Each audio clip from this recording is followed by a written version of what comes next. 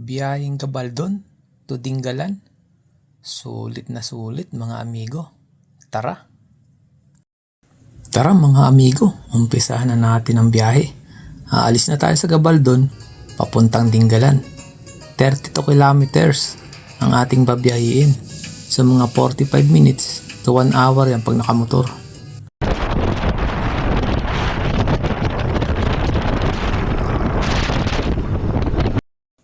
Tingnan nyo naman mga amigo yung view na yan, oh. Diba? Talagang sa view pa lang sulit na sulit ka na kahit nasa motor ka pa lang eh. Kaya talagang mag-i-enjoy kayo dito pag nagmotor kayo.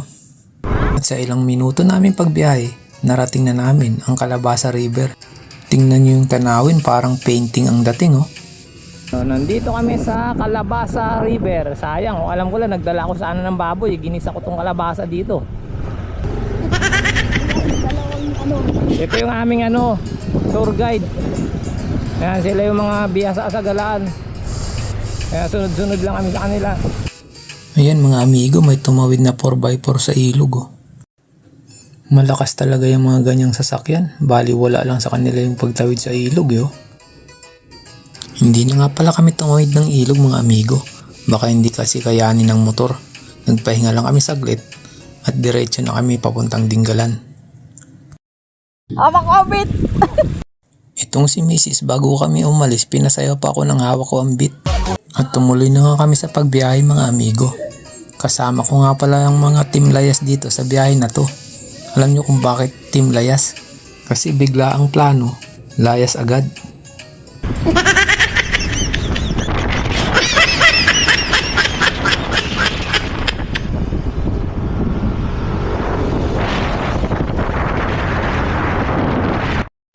At dahan-dahan lang pala ang patakbo namin mga amigo para ma-enjoy talaga namin ang mga view.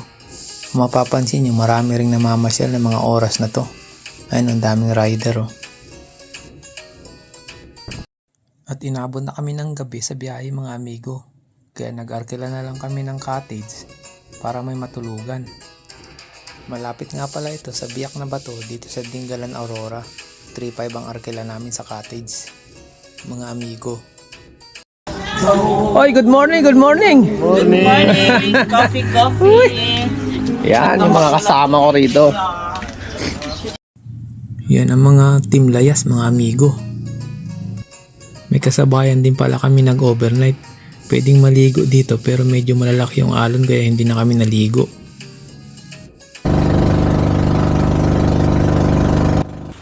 Pagkatapos nga namin mag-almusal, sumakay kami ng bangka mga amigo para pumunta sa Batanes of the East.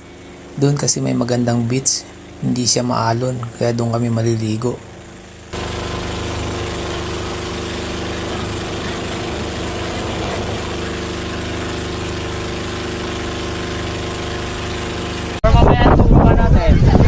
Ayan o, nandito na kami.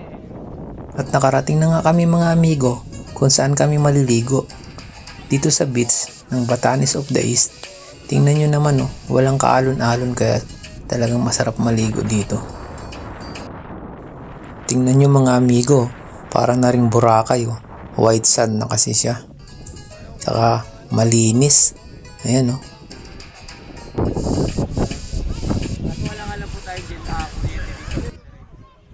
Tingnan nyo naman mga amigo yung paligid. Napakaganda oh. Flat na flat yung dagat. Tsaka sariwang-sariwa pa yung lugar. Ngayon sa Batanes of the East. Pumunta tayo mga amigo sa medyo mabato na parte ng buhanginan. Marami kasing corals dito kaya nung naligo kami marami kaming isda na nakita. Tsaka pinagbabawal pala dito na kumuha o mag-uwi ng corals kasi talagang mini-maintain nila yung lugar. Ayaw nilang masira kaya marami silang rules na dapat sundin dito para manatiling maayos ang lugar. At ayan mga amigo, naligo na nga ang mga Team Layas.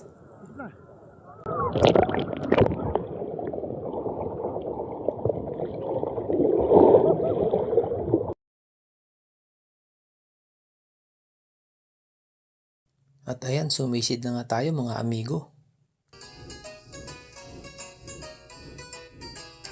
At yan ang naging biyahe namin mga amigo, magmula sa Gabaldon hanggang Dingalan, Aurora. At sana nagustuhan nyo mga amigo. Kayo, saan kayo bumiyahe kasama ang tropa? Comment nyo naman sa baba, baka sakaling mapuntahan din namin mga amigo. At kung nagustuhan nyo yung video mga amigo, please like and share. At abangan nyo sana ang mga susunod pa naming mga gala kasama ang Team Layas.